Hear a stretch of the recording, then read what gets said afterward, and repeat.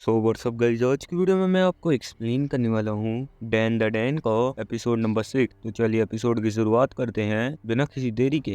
Episode की शुरुआत में हमें टर्बो ग्रैनी दिखाई जाती है जो ओकारुन और अयासे को बता रही थी कि मैंने ओकारुन के दोनों अंडे एक स्पिरिट एनर्जी मेम्ब्रेन के अंदर कैद कर दिए थे जो दिखने में एक शाइनी गोल्ड बॉल जैसे दिखते हैं, और उन्हें मैंने इसी गार्डन में गाड़ दिया था।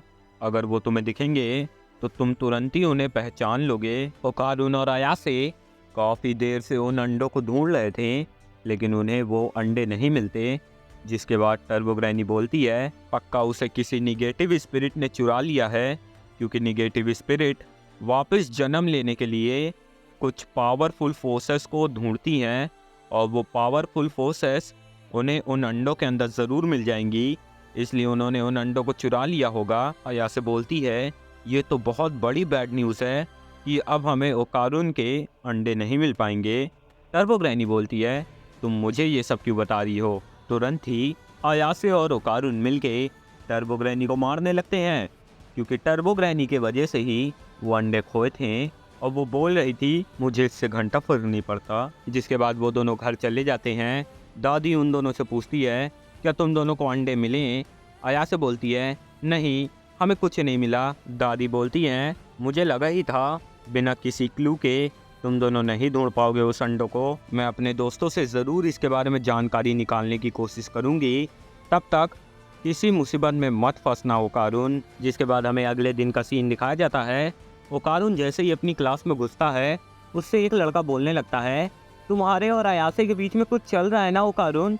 ओकारुन बोलता है नहीं, हम दोनों सिर्फ दोस्त हैं।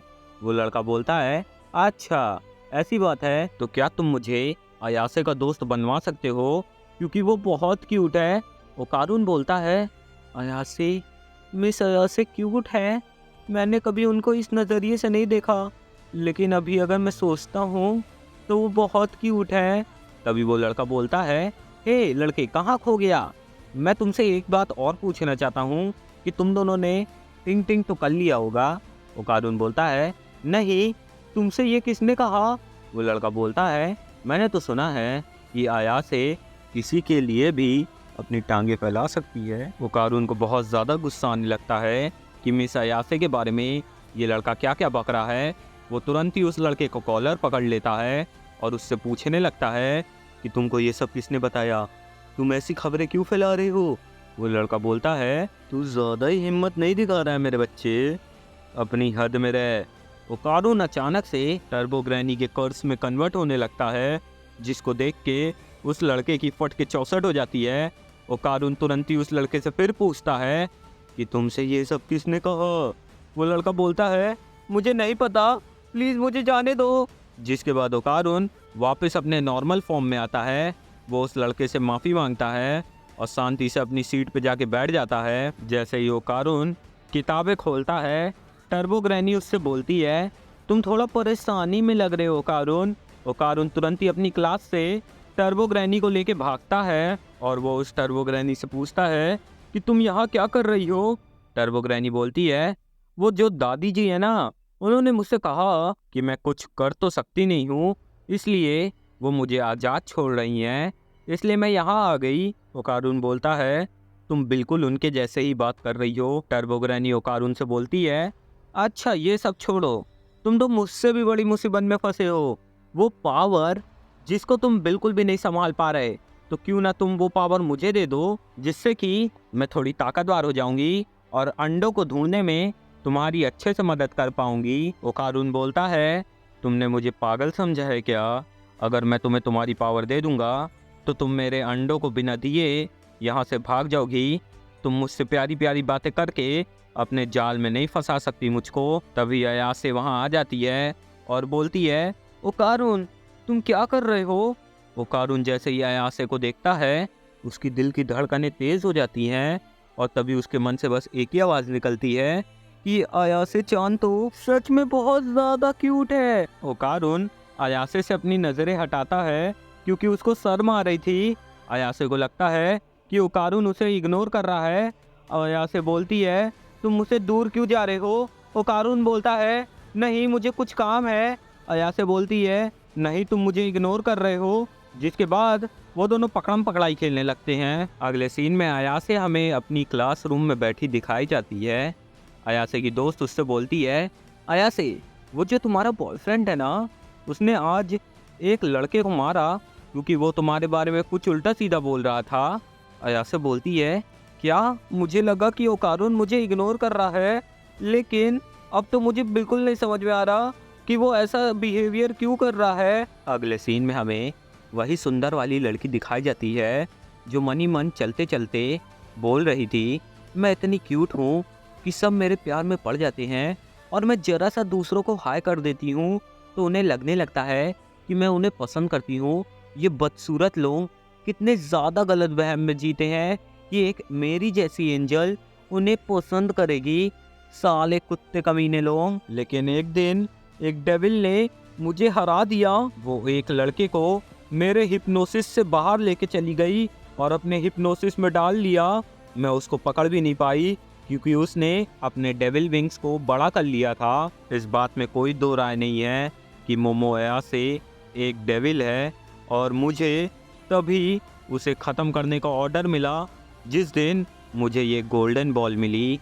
हमें पता चलता है कि ओकारुन के अंडे जो हैं वो इस लड़की के पास हैं। अगले सीन में हमें दिखाया जाता है कि इस पिंक बाल वाली लड़की को कैसे वो अंडे मिले थे। ये सड़क से जा रही थी, तभी इसके सर पे अचानक से आके ये अंडे गिर जाते हैं और ये इन गोल्डन बॉल्स को हेवन से गिरा हुआ एक आशीर्वाद समझ के अपने पास रख लेती है। अगले सीन में हमें ये अपने दोस्तों के साथ दिखाई जाती है। इसने अपने दोस्तों को ऑर्डर किया था कि मेरे लिए एक क्रॉस और असली बाइबल लेके आओ ताकि मैं मोमो अयासे के अंदर से डेमन को निकाल सकूं। उसकी दोस्त बोलती हैं, तुम जो कह रही हो हम तुम्हारी बात पे इसलिए विश्वास कर ले रहे हैं क्योंकि तुम हमारी दोस्त हो, लेकिन तुम्हें क्या ये अजीब नहीं लग रहा? तभी वो लड़की बोलती है, तुम सब शांत हो जाओ, मुझे लाल बालों वाली एक लड़की दिख रही है वन पीस के अंदर। शायद से ये मोमो अयासे है। मोमो अयासे हमारे ऊपर नजर रख रही है, जल्दी से झुक जाओ। जैसे ही वो लड़की झुकती है वहाँ पे कुछ लौंडे आ जाते हैं और वो फिर से सिंपिंग चालू कर देते हैं और उस लड़की को थोड़ा अच्छा अपने आप को बिहेव करना पड़ता है और जानबूझ के वो फिर से उन लड़कों के फ्लर्ट में फंसने लगती है और अपने दोस्तों से कहती है कि मैं तुमसे बाद में मिलूंगी, हम लोग मोमो अयासे को अपने चंगुल में छुट्टी में फंसाएंगे। अगले सीन में हमें अयासे और ओकारुन टेरेस पे दिखाए जाते हैं। ओकारुन लगातार अयासे को इग्नोर कर रहा था। अयासे उससे बोलती है, मेरे तरफ देखो। ओकारुन बोलता है, नहीं मैं टर्बो ग्रैनी के ऊपर नजर रख रहा हूँ, कहीं ये भाग ना जाए। टर्बो ग्रैनी बोलती है, तुम चाहोगे तो भी मुझे नहीं पकड़ सकते। अयासे बोलती है, टर्बो ग्रैनी हमारे स्कूल में क्या कर रही है? टर्बो ग्रैनी बोलती है, क्या मुझे तुमसे परमिशन लेनी पड़ेगी? अयासे बोलती है, क्योंकि हमने तुम्हें हराया है इसलिए तुम्हें हमसे परमिशन लेनी चाहिए। टर्बो ग्रैनी बोलती है, आजा भिड़ ले, देखते हैं कौन ज्यादा ताकतवर है। जिसके बाद अयासे और टर्बो ग्रैनी में लड़ाई चालू हो जाती है। तभी टर्बो ग्रैनी बताती है कि मुझे ओकारुन के अंडों के बारे में पता चल चुका है। मुझे पता चला है कि एक एरी गर्ल जो है वो ओकारुन के अंडों को अपने पास रख रही है और मुझे बस इतनी न्यूज़ मिली है। मैं स्कूल में झक नहीं मार रही थी, मैं ओकारुन के अंडों को भी ढूंढ रही थी। तभी ओकारुन बोलता है, ये तो अच्छी बात है, तुम्हें मेरे अंडों के बारे में पता चल गया।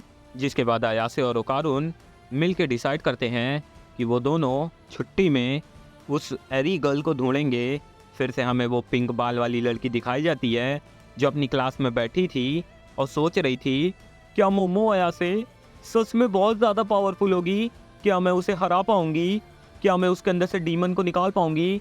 या फिर ये क्रॉस और बाइबल कम पड़ जाएगी उसे हराने के लिए? जिसके बाद वो लड़की अपनी क्लास विंडो के बाहर देखती है तो उसे फिर से वही लाल कपड़ों वाली लड़की दिखती है जो अब काफ़ी पास आ चुकी थी। अगले सीन में हमें छुट्टी का सीन दिखाया जाता है। ओकारुन और अयासे उस एरी गर्ल को ढूंढने जा रहे थे। तभी उन्हें वो पिंक बाल वाली लड़की रुकवा लेती है और बोलती है, मोमो और वो लड़के, तुम दोनों क्या मुझसे बात कर सकते हो? क्योंकि मुझे तुमसे काम है। मोमो जो रहती है वो थोड़ा सोच समझ के ओकारुन को उस एरी गर्ल को ढूंढने के लिए भेज देती है और खुद इस पिंक बाल वाली लड़की के साथ चली जाती है। जिसके बाद अगले सीन में हमें वो लोग एकदम सुनसान जगह पे दिखाए जाते हैं। मोमो उस लड़की से बोलती है कि तुम्हें मुझसे क्या काम है। अचानक से तभी उस पिंक बाल वाली लड़की के दोस्त मोमो को आके पकड़ लेते हैं। मोमो बार बार उनसे खुद को छोड़ने के लिए बोल रही थी। वो पिंक बाल वाली लड़की मोमो के ऊपर चढ़ के बाइबल और क्रॉस का इस्तेमाल करके बार बार जीसस को पुकार रही थी और बोल रही थी इस लड़की को आज़ाद कर दो, इसके अंदर से डीमन निकाल दो। लेकिन मोमो अपनी स्पिरिचुअल पावर का इस्तेमाल करके उसके दोस्तों को दूर फेंक देती है। जिसके बाद वो लड़की और ज़्यादा अपनी ताकत लगाने लगती है और मोमो से बोलती है कि अगर तुम अपने डेमन विंग्स का इस्तेमाल करोगी तो मैं हेवन से मिला हुआ गिफ्ट अपना इस्तेमाल करूँगी, जो है एक गोल्डन बॉल।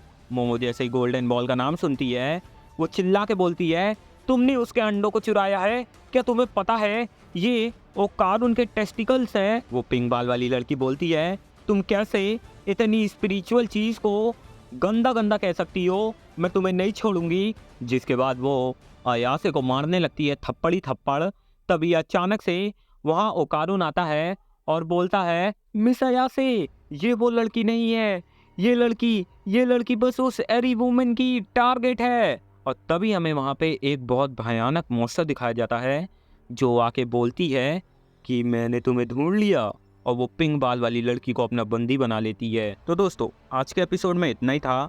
आपसे मिलते हैं किसी और वीडियो में, तब तक के लिए टैलेंट बाय बाय गाइस।